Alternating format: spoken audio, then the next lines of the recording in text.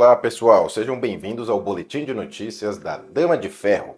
O Boletim de Notícias da Dama de Ferro leva mastigadinho até você as notícias mais importantes. E também fazemos uma análise dos fatos de forma crítica e independente. Podemos contar contigo? Por favor, ajuda a gente compartilhando o nosso conteúdo, assine o nosso subscribe, cancele a Lacraflix e a Globoplay e apoie quem te defenda de fato.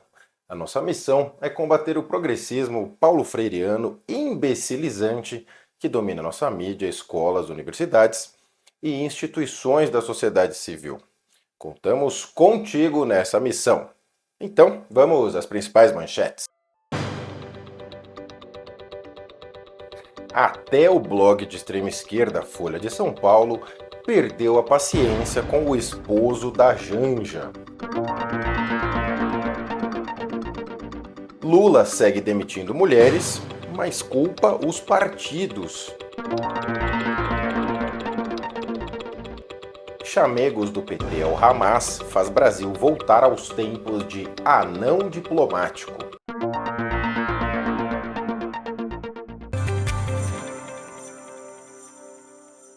Até a Folha de São Paulo perdeu a paciência com o esposo da Janja. Com o avançar dos meses do desgoverno Lula, vem deixando o país naturalmente numa situação cada vez pior. E o desembarque da carreta Furacão tem sido grande. Um dos últimos integrantes da carreta Furacão a ameaçar pular fora da base fake de sustentação do marido da Janja foi o blog de extrema esquerda Folha de São Paulo. Em editorial no fim de semana, o blog Folha de São Paulo afirma que o presidente Lula sabota o país ao ignorar a necessidade de cortar gastos públicos e reduzir o déficit fiscal em 2024 e também nos próximos anos.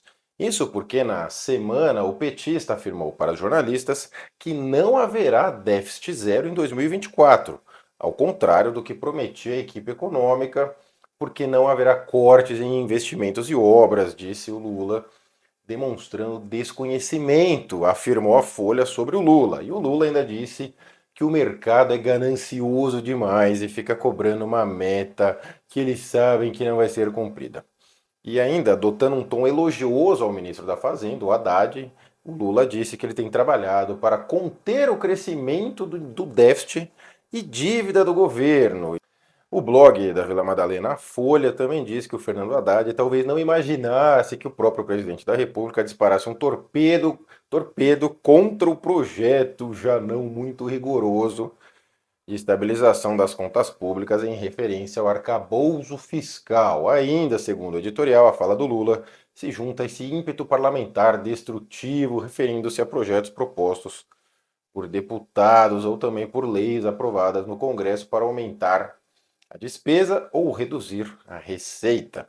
Olha ainda, segundo a Folha disse que o presidente parece se comportar como um prefeito desinformado ou um deputado paroquial para quem governar, inaugurar obras sem se importar com consequências, disse a Folha. Para finalizar, o texto da Folha ainda afirma que o desprezo por uma meta necessária e definida em projeto de lei cria e antecipa problemas e que fique claro que Lula não está propondo um programa econômico controverso, que ele está sabotando o próprio governo, disse a Folha. E finalizando o blog, disse que além de danoso, é incompreensível o comportamento do Lula. Epa, epa, epa. Ou como diria o ex-jogador Amaral, ai, ai, ai, ui, ui. Folha de São Paulo do meu coração, do meu querido bloguinho Folha de São Paulo. Você jura, Folha de coração, papo sério aqui entre nós, que tá surpresa mesmo. A Folha tá surpresa com o Lula sendo Lula.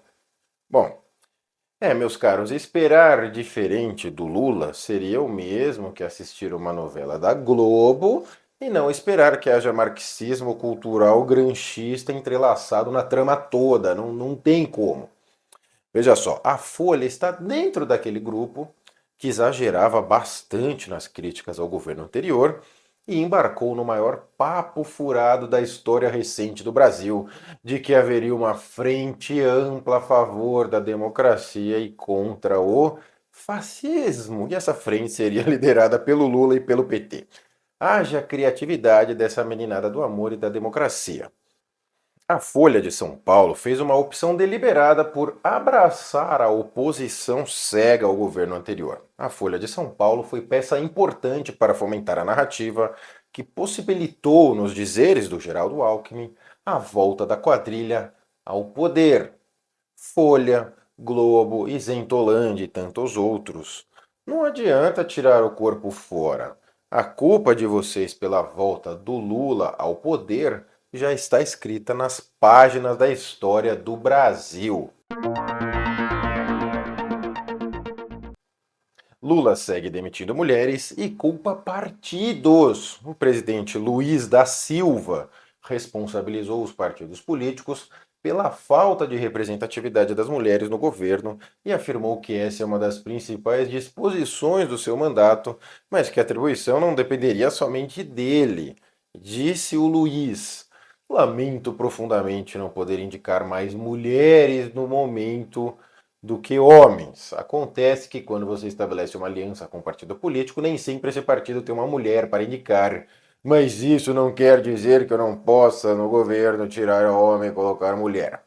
Eu ainda posso trocar muita gente, eu só estou com 10 meses de mandato. Eu posso ter uma maioria de mulher.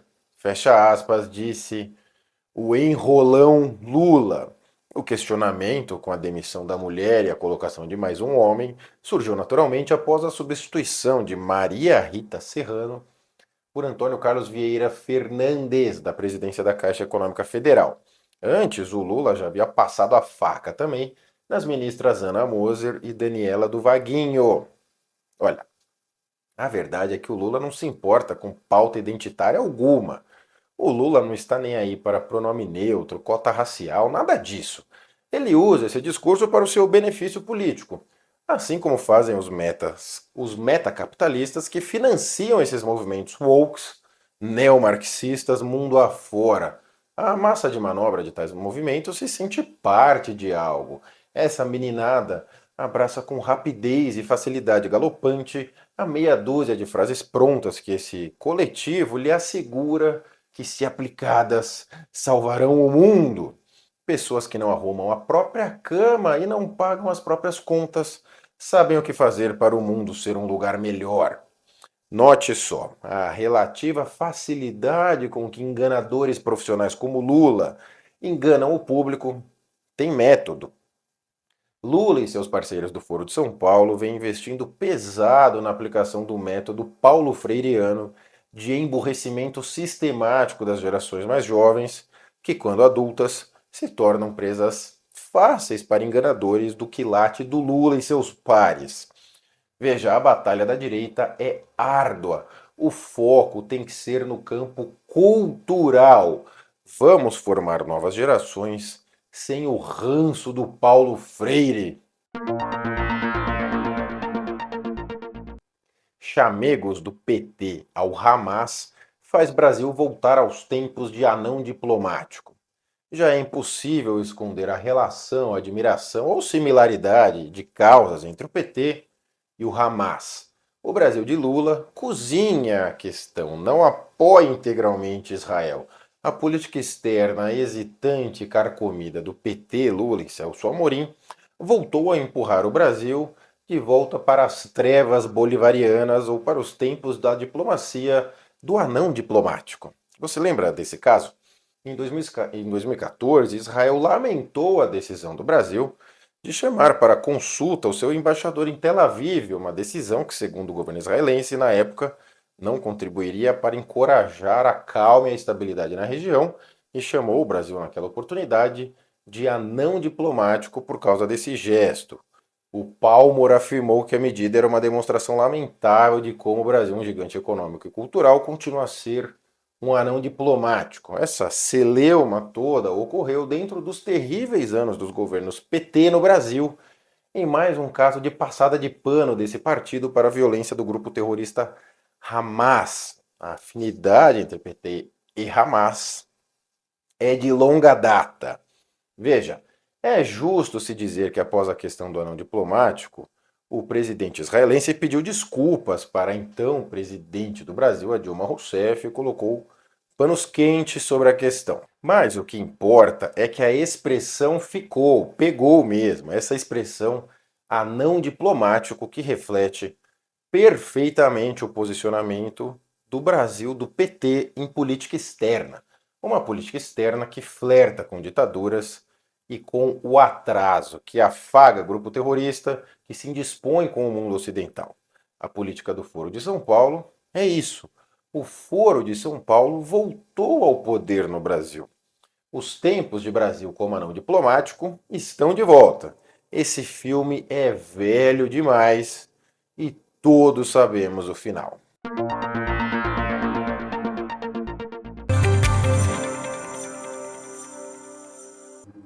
Esse foi o boletim de notícias da Dama de Ferro. Qual que é o teu sentimento após assistir tudo isso? Foi massa? Foi chato? Foi mais ou menos? Comenta aqui, por favor, ajuda o engajamento da Dama de Ferro e ajude quem te apoia de verdade. Assine o subscribe da Dama de Ferro. E não se esqueça, desligue a grande mídia, não clique neles, a velha e mofada mídia. Não dá notícias, eles passam a narrativa dos poderosos que a controlam. Ajude a mídia independente. Você é o patrão. E nos vemos na próxima edição do Boletim de Notícias aqui da Dama de Ferro. Obrigado pela audiência. Fiquem com Deus, um beijo na alma e até mais.